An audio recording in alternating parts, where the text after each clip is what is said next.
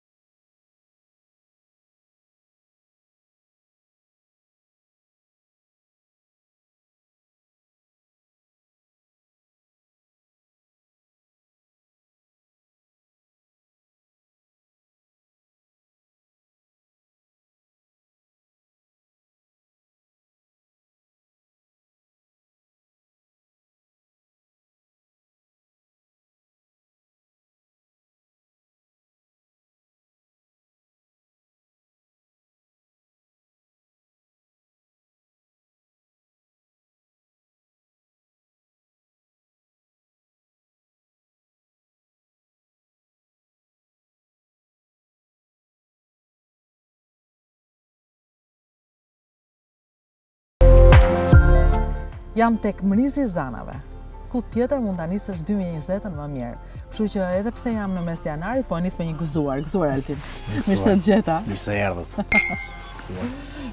Në fakt nuk vi për herë, vi aq shpesh sa nuk më shkon në mendje të intervistoj, sa më duket shumë si pjesë e jetës, si pjesë e zakonshme, më duket sikur është normale që ti jesh kaq I suksesshëm, edhe mbas të kem këtë dekor. E di çka kam mbasur? Duket sikur kam thjesht një hotelin e Mrizi I Zanave. Jo, mbas kam një prej monumentave më të fotografuara dhe në gazetat më të rëndësishme të dizajnit botuar. Më thuaj nëse shtova në një gjë. Rrezik e kam paksuar. Po, me thonë drejtën e kur e bëm, jo vetëm kullën e arnuame, por edhe kur ka emrin, kulla e arnuame. Po, kulla e arnuame, po. Por edhe vetë Mrizi kështu ka nisë, domethënë ne nuk e prisnim asnjëherë ato çfarë ndodhi më vonë. Edhe me kullën e kishim dëshirë me bë diçka të bukur, diçka që shkon përtej asaj, ne kemi ne 6 muaj me arkitekta duke diskutuar për të shkuar aty ku duhet me shku pak a shumë. Po prapse prisnim nëse ku do kalonim kufi. Do t'u pëlqente shqiptarëve padyshim e kishim idenë, por se shkon përtej kufive sa morin. Çfarë që e bën janë shqiptar? Janë shqiptar. Të zonës apo? Janë shqiptar nga Lezhe, një malcor dhe një militor. Çfarë keni qenë ju lezhianë? Jo, sa po vjen e kupton. Ç'a përdorimi të, domethënë ju keni ngelur këtu dhe ju e keni kthyer në oazë të kulinarisë shqiptare, të gjithën dhe tani dhe të dizajnit. Dëgjoj, kemi qenë zona shumë varfra, thojza dhe më pak të llastuara në diktaturë. Edhe ku kanë qenë më pak të llastuara në diktaturë dhe realizmi socialist ka penetruar më pak. Domethënë kemi met shqiptar autentik, ndoshta më thojë primitiv, por ama autentik. Kjo është ideja, domethënë edhe në dialekt dallohet që jemi ato që me vështirësi flasim shqipen ashtu, sepse me vërtet kemi met ato që ishim. Edhe kjo që ka qenë dikur jo diçka e mirë pozitive, sot u kthyn diçka pozitive, sepse realisht jena rikthy identitetit ton, siç thash para, kemi loti një mbiditor, Ton Luli një malsor nga Malësia Madhe, çuna të ri, që studion një arkitekturën në Firenze, tjetri ka studiuar në Tiranë. Kemi thonë ta marrim e ta trajtojmë kullën si me qenë një diamant. Domethënë si diçka me vlerë, sepse realisht për ne është vlerë, është ajo ku është rrit çdo, jo vetëm verior, besoj çdo shqiptar që është rrit nëpër male, nëpër kodra, bari, me traditë barisht, domethënë tamam shqiptari I vërtet.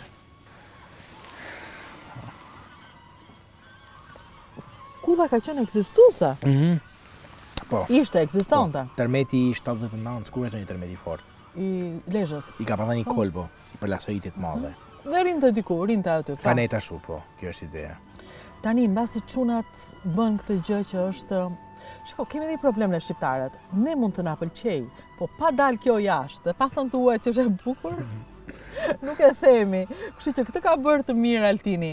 I ka ardhur nga Kina. Nuk ka të huaj që nuk vjen këtu, domethënë ky është një oazë shqiptar, thënë me pak fjalë, ku ti vjen patjetër. Nuk ka ambasador, nuk ka grup që nuk ka një takim për të bërë, do ta bëj ke Mrizi.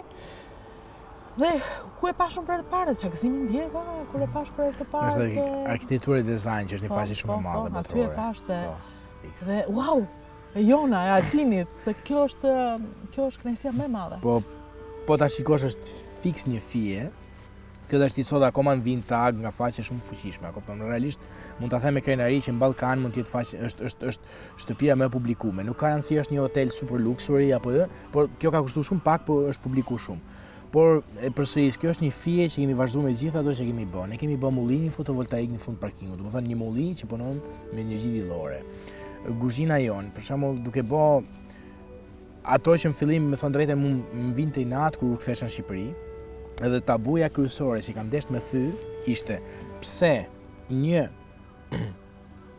gatim që bëhet me petë freskëta, ti mund ta mbushish sipër me kungull, ose mund të jetë me mish, ose me perime.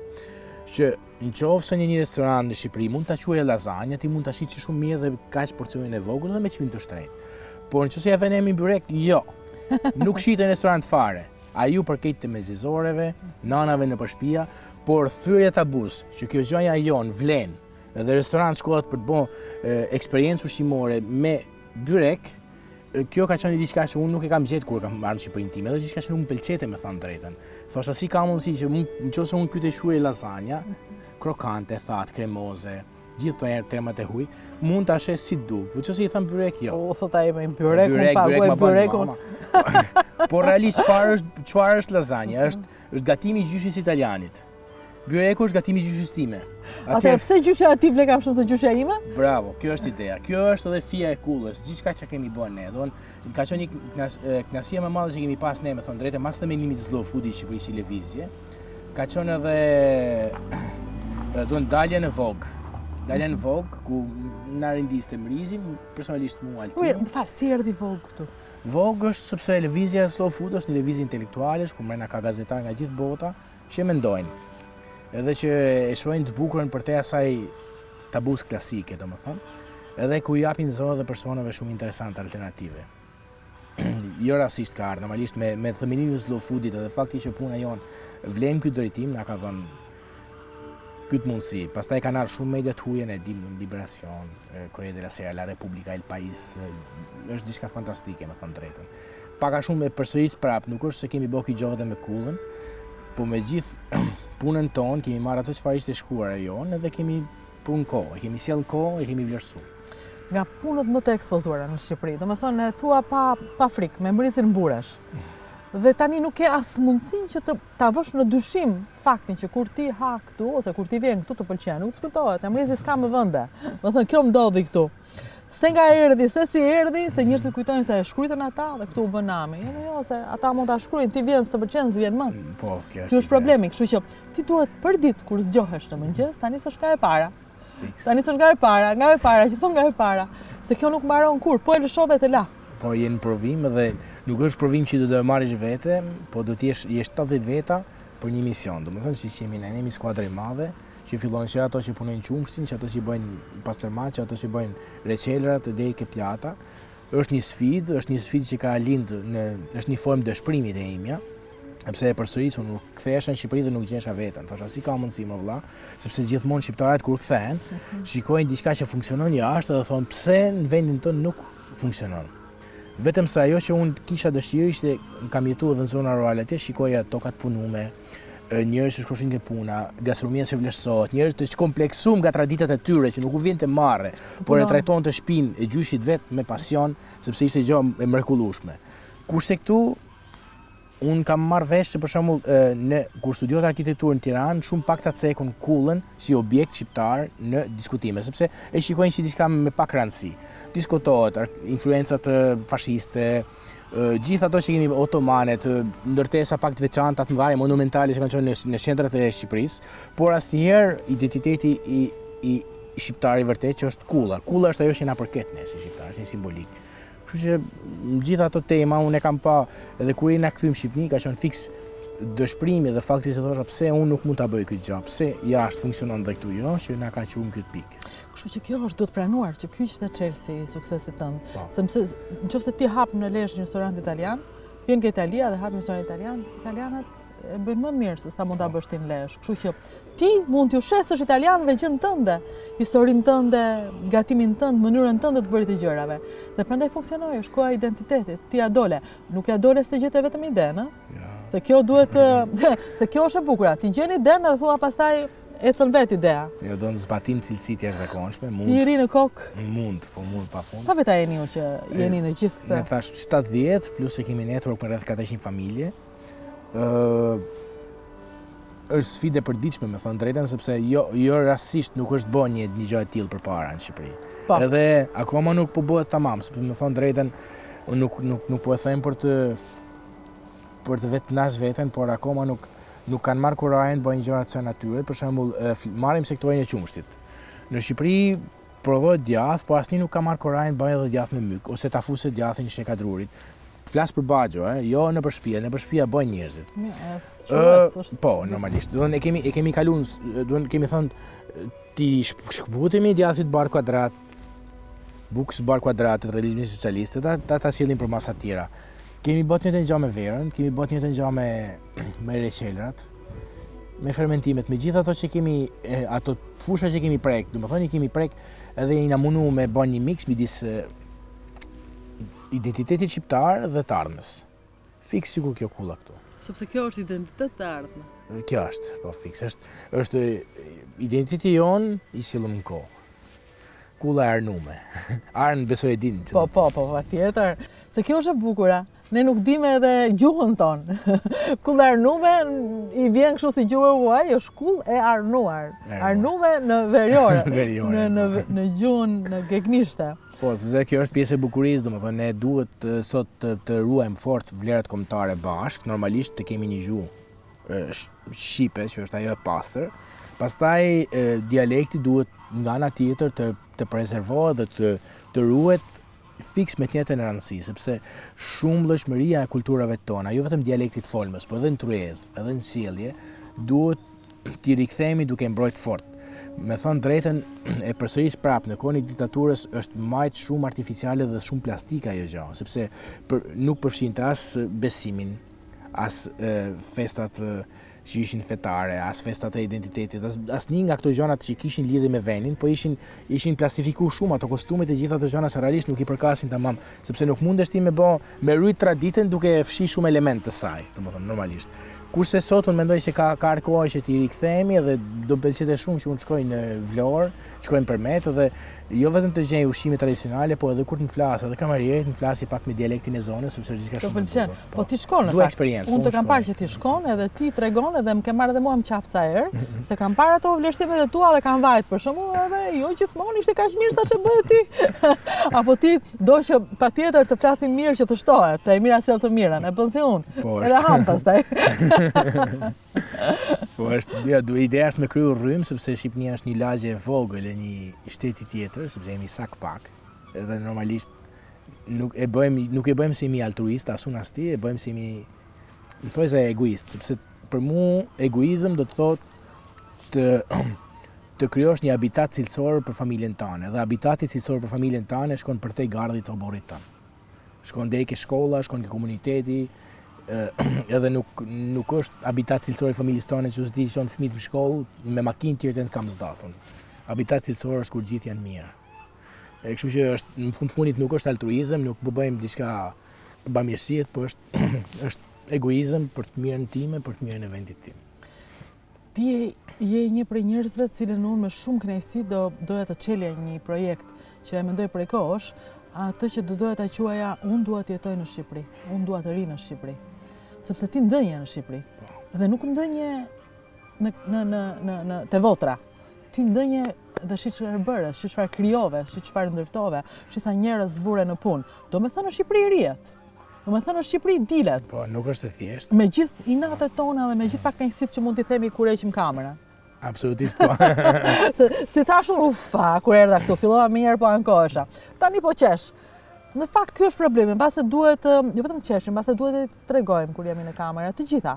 Se ke probleme ti, kam probleme dhe unë. Unë i fshe dhe në një buzëqeshje. Mbase duhet i tregojmë se pa i treguar nuk zgjidhen, por ka ca njerëz që ja dalin, si Altini, na dalin dhe e bëjnë Shqipërinë të bukur. Më pëlqen shumë këtu, sepse i më shoh shumë edhe qëndrueshmërisë, edhe shikoj realisht, për shembull, më sjellin qumshtin 2 herë në ditë ose 3 herë në ditë, ose ato që më sjellin vezët.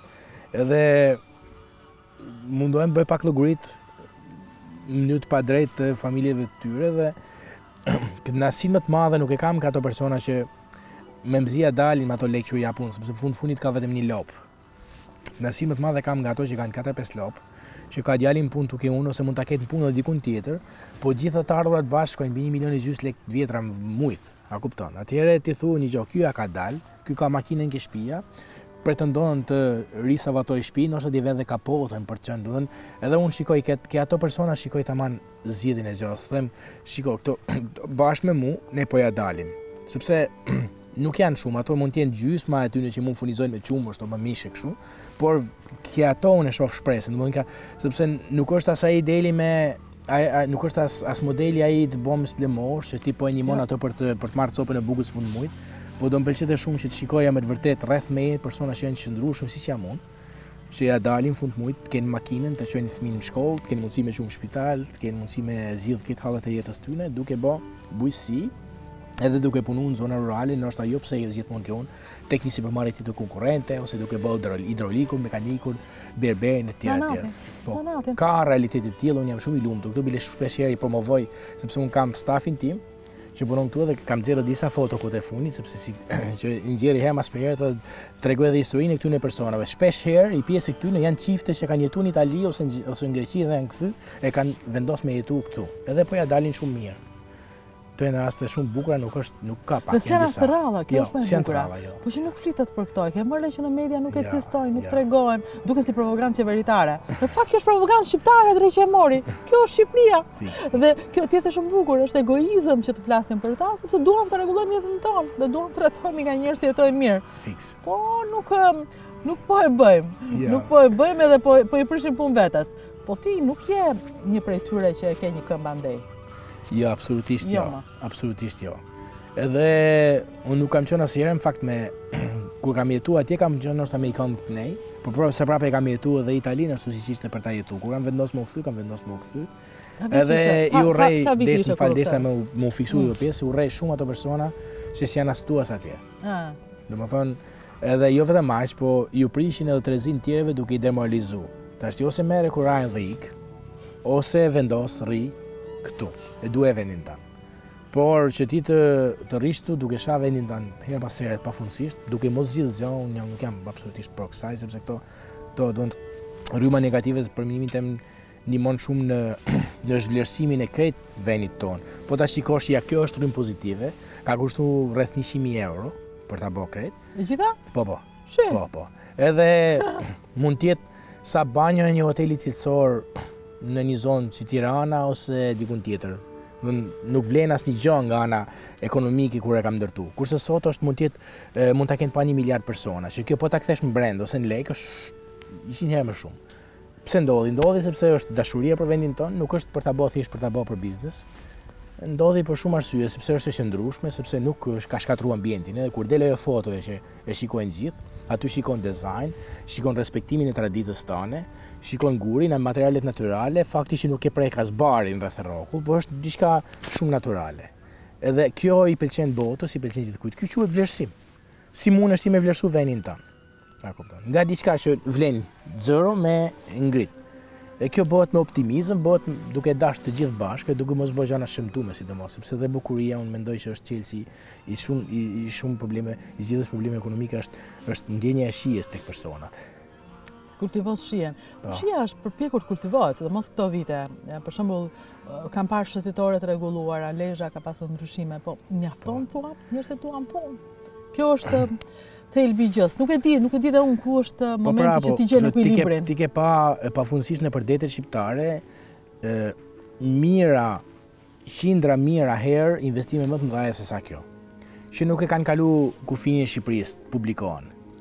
Atëherë shija është ekonomi, sepse unë po të kisha bërë me këto 100.000 euro një ndërtesë të thjesht, ose qimento e si që i bojnë ato në det, unë jo vetëm që nuk do ishte bërë famë, por s'do kisha marrit as me i shit për në atë dhomat që gjithë të shesë. Tani s'bën vaki, tani du të bëjnë spotun aty s'u ndot. Kjo është shija kthehet motor ekonomik. Unë kam 2 zonje që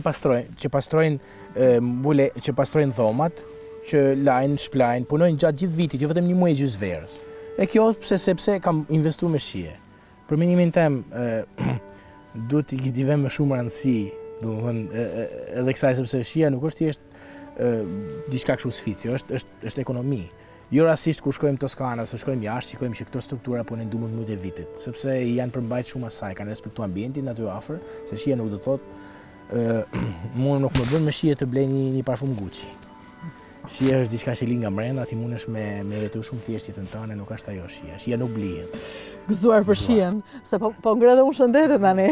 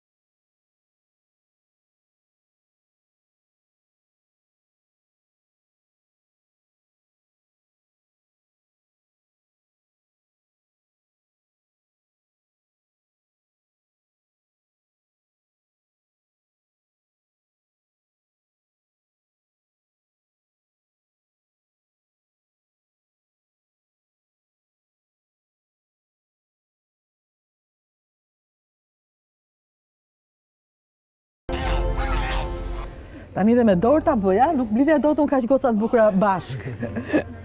Që goca të bukura bashk që unë thova me një treng, gjithaj thash më shoqëroni pak. Edhe pse ju nuk jeni thjesht vajza të bukura për sfond, po ju jeni ca vajza që disa më pëlqeu mua kjo që vini, erdhët këtu për të bërë ç'a do bëni? Një projekt. Gocat e shkencave të natyrës që vinë këtu për të bërë një projekt. Të Mrizi. Keni ardhur vet, pa ju dërguar shkolla. Ja, ishte zgjedhja jonë për të zhvilluar projektin të Mrizi. Kontaktoni Altinin, edhe Altini thot me njerë po. Po, padyshim, tu në fakt ndodh shpesh që kemi grupe të rish, që janë nga Universiteti Bujqësor, shkencave natyrës, edhe jo vetëm shqiptare, por edhe të huaj, që vinë për të marrë informacion lidh me çfarë bëjmë ne këtu. Me thënë drejtën, kjo është edhe ideja jone, pasafat kemi bërë një sallë takimesh, që është me projektor, me sistem audio të gjitha ku të marrë sa më shumë vlerë edhe të jetë sa më interaktive kjo zonë. Sepse për mua ky vend ku ne prodhojmë djathin, pastërmat, verën, kompostot. Ky është komplet vendi i prodhimit. Po, vendi i prodhimit. Vajza, e dini çfarë histori të bukur ka ky vendi, se Altini ja u tregon të huajve, po mirë ashtu ta dinë shqiptarët. Ky ka qenë një kamp internimi, një grua që unë e takoj, e shikoj her pas here në Tiranë, më shumë se takoj, e shikoj kur ecën dhe quhet Liri Lubonja. Ka qenë internuar këtu. Dhe tani këtu nuk vinë njerëz të bëjnë konferenca për diktaturën, po këtu prodhohet qumshti. Këtu prodhohet vera. Këtu prodhohet çfarë prodhohet dhe kështu është kujtimi nëpërmjet prodhimit. dhe jo nëpërmjet ankesës. Këtë ka bërë Altini dhe kjo është geniale për mua, politikisht. Teknikisht e dini ju pastaj, keni ju pyetje të tjera. Ideja është fiksa jo që nga një vend i shëmtuar, një vend që ka pas kujtime jo të mira në këtë vend, të kthehet në një tempull ku lartësohet djersa e fermerëve këtu afër, ku merr për masa të tjera prodhimi vendës. Kjo është ideja. Domthonë është një vend sot takimit, meditimit, një qendër edhe për të rit këtu, kam qejf që jo vetëm të jetë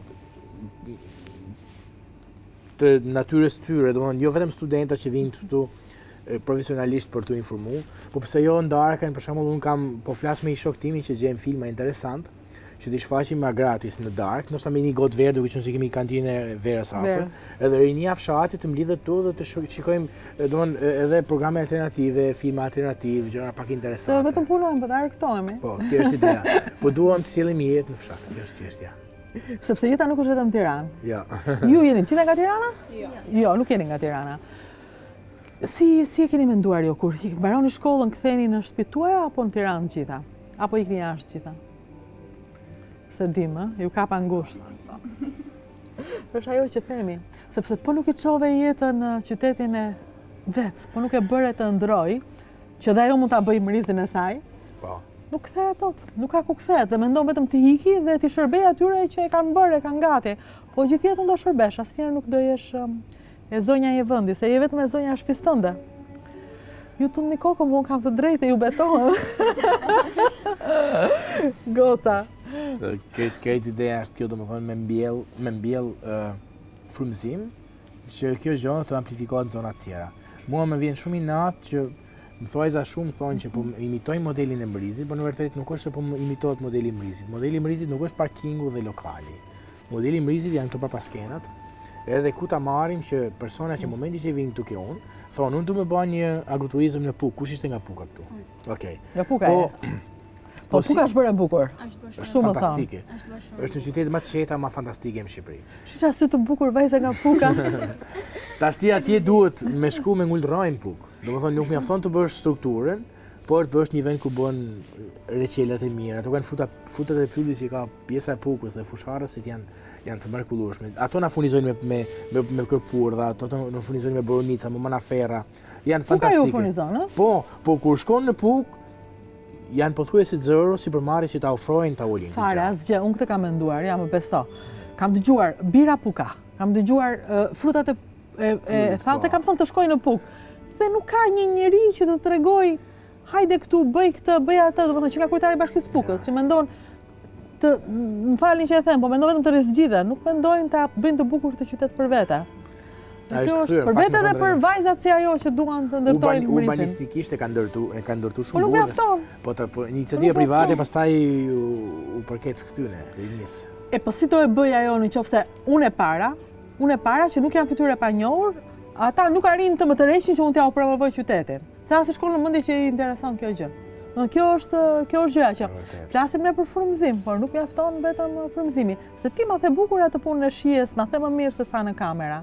Që shija çfarë është në fakt? Shija nuk është vetëm ma thuaj edhe një herë, se është më bukur me fjalët e tua.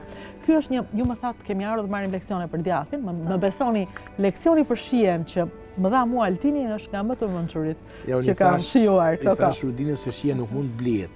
Nuk është si ti shkon e ble një parfum të shtrenjtë Bulgari ose Armani dhe ti bleve shijen. Shija nuk blihet, shija është diçka që vjen nga personi. Shija është kur ti merr çumsin, edhe nuk e bën djath bar kuadrat, por e lartëson duke bërë diçka shumë fine, që të plotësoj gjithë ato që janë shijet e personit. Kur bën kullën, siç e keni pa kullën atje që është nga një kullë thjesht, është bën në një objekt arkitekture dhe dizajn. Kur një ishburg transformohet edhe me shije. Domethënë kur ti vjen këtu, ti e shikon se ky është një tempull ku lartësohet ushqimi, ku nuk është edhe gjithë kjo ku çon, pastaj çon në vlerësimin e territorit këtu, çon në vlerësimin e produktit, çon te fakti që ti nuk ja blen më çumshin me 35 lekë, po me 45 lekë fermerit, është gjitha këto gjëra shkojnë bashkë. Ku paguhet mirë edhe rroga e stafit e shumë gjëra. Kjo është vlerësimi. Gjithë kjo bëhet që ti ke shije. Nëse nuk ke shije, asnjë nga këto nuk merr vlerë pastaj. Pastaj i kthehesh djathit bar kuadrat tek një monument betoni që bën, kaq. Jo vetëm kaq, po shije nuk kanë njerëzit të cilët mendojnë se si ta shfrytëzojnë, se si të shfrytëzojnë një vajzë, se si të shfrytëzojnë si t'i gjobisin. Ata janë banal, janë njerëz pa shije. Ata nuk mund ta duan kur këtë vend dhe nuk ju ndihmojnë kur juve që të jeni një prej njerëzve që e zhvillojnë këtë vend. Shije kanë njerëzit që duan. Po s'pate pasion nuk mund të kesh edhe shije. Aty është lidhja organike. Normalisht, shpesh ndodh gjithmonë në vendet e varfra që persona që pastaj bëhen shumë të pasur në vendet e varfra, kujtojnë që shkojnë e blejnë shijen sepse bëjnë një shititje ke rrugët e Parisit dhe blejnë një parfum ose një xhaketë të shtrenjtë. Por ndërkohë që në Parisin ose në Francën, shija është një ndjenjë kolektive dhe jo rastësisht kanë arritur aty që të shitet shumë shtrenjtë një parfum, sepse kanë rafinuar shijet të gjithë nga fermerët, nga shoqëria marë. Edhe thjesht, edhe një politikan duhet qenë duke ecë në kamë rastësisht, sepse janë persona që kanë shije, ku nuk është shije nuk do thotë të blesh x-statën apo x-tetën. Shije është ndjenjë personale një personi. Shije e keni ju që erdhët këtu, që e gjetët vendin e dur, po edhe erdhët këtu dhe erdhët realisht të pyesni. Nuk erdhët të më bëni mua sfondin për intervistën, po ju më thatë që mirë në porime ty tani, po do na ndihmosh pastaj me kamera që ta pyesim. Për çfarë do e pyesni ti? Që ta di Në fakt, ne donin ta nisim që nga baza e Mrizit dhe pyetja e parë që ishte për zotin Altin ishte si nisi Mrizi, si ishte ideja nisës së Mrizit dhe pastaj pjesa tjetër ishte në lidhje me ato që ne kemi ardhur fiks tamam për pjesën e procestit. Ato që keni ardhur fiks do e pyesni pastaj, që mos rridhe unë me ju. Kryesorja është që ne duam ta dimë si ka ardhur ky frymëzim tek zoti Altin dhe si ka arritur të investojë në këto vështirësi ose në këto kushte që ne dim shumë mirë se si janë. Frymëzimi ka ardhur jashtë, sepse kjo është një diçka absolutisht e zakonshme nëse ti jeton në Itali, Spanjë, Francë apo një vend pranimit atë ku jeton.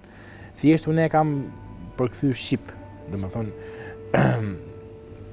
gabimi që bëhet shpesh është se njerëzit shkojnë, supozojmë në Napoli, shikojnë që si bëhet pica në Napoli dhe kthehen e bëjnë picën. Ndërkohë që frymëzimi ndryshe ka kopijimi i cili është. Shkon atje dhe shikon se pse bëhet pica në Napoli. Sepse është një vend që quhet Kampanja, që do të thotë fusha, ku kultivohet shumë gruar, domethënë kishte grurin. Pastaj ka pas edhe shumë kënete ku kishte bullica, bufala. Edhe bëhet pica me bufala. Kanë edhe domatet, kanë diell, kanë edhe rigon të regër pafund, siç kemi në Shqipëri, që është origano, që i thonë ato, edhe ka lind pica, sepse to përbërës i kishin aty ato. Edhe ja pse bëhet aty, edhe ti duhet me shku atje mu frymëzu se pse bëhet ajo gjë aty. Jo ta marrish pastaj një model të shëmtuar të asaj dhe ta kopjosh në Shqipëri. Por të kuptosh se pse atje bëhet ajo gjë, se si e kanë vlerësuar ato produkt. Ka familje pafund që shesin gjumësht, bullicash, ka familje pafund që kultivojnë grurin, edhe janë të gjithë mirë sepse prodhojnë njëri tjetrin. Atje unë jam kthy këtu kam thonë çfarë kam element këtu, nuk është se kam marr modelin e Italisë fix. Unë kam marr frymëzimin atje dhe pastaj kam thonë çfarë kemi ne këtu. Jam i rrethuar nga këto fermer, kam këto fruta tegra, kam këto fruta të buta, kam kyt dhe në bazë të gjithë tyre unë kam arrit me avash me kriju diçka që është shpikim fat vetë sepse nuk është se kishte një model të caktuar në Shqipëri për të bërë gjë të tillë. Edhe në fundi çfarë është nevoja të çon me drejt kontemplimit gjasë dhe realisht kemi arrit aty ku jemi sot, pak a shumë që është mund ta them edhe shumë rastësore, absolutisht shumë jo se e kemi pas fiksi ide kështu. Thjesht dia që kishim një nerv më na vetës, një dëshpërim të madh sepse unë nuk gjenja diçka të bukur në Shqipërinë teme ku shfrytëzoheshin burimin natyror të vendit ku je edhe mi transmetua aty. Ky vend është i ndërtuar 100% me produkte lokale, është që në infrastrukturë është përdorur sa më shumë material lokal kur ka qenë mundësia, edhe gjithë stafi është i zonës teme. Stafi ka urdhër që mos të flasë me gjuhë letrare se s'bën, mos të bëj gjasme jeton dikun tjetër, por të tregoj se si mundesh me qenë një bashkëfshatar i bukur i kësaj zonet, pa bë finto dikun tjetër, pa shku me invituar kamerierin francez apo amerikan, por me tregu tjerëve se si mund të jesh një person i bukur nga kjo zonë. Duke treguar vetëm pa të armarrësh nga kjo zonë. Se ti je nga Fishta, edhe ti meriton të jesh Altini, një shqiptar i mrekullueshëm, që më jep gjithmonë kënaqësinë dhe prandaj hapa vitin me të.